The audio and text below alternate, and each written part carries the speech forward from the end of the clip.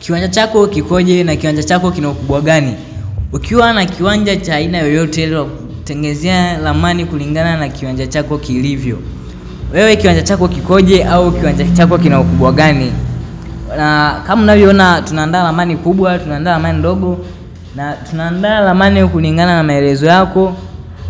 Ikishindikana kuandaa ramani kulingana na maelezo yako, tunaweza kutoa ushauri pia kwamba hii ramani jinsi unavyohitaji iwe, hapo inatakiwa tuweke kitu fulani iwe nzuri zaidi, au tuweke kitu fulani kuboresha ramani muonekano wake au muonekano wa jengo husika. Kwa wale ambao mnahitaji ramani, mnaweza mkatucheki kupitia namba zetu za simu hizi hapo.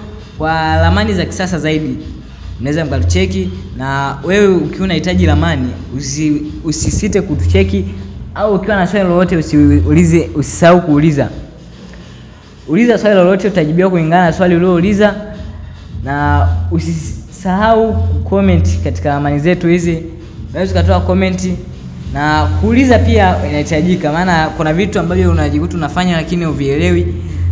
Kwa hiyo unaruhusiwa kuuliza kulingana na swali lako, tutakujibu, na tunaangalia na swali lako linaeleza kuhusu nini, tunaweza kukujibu pia.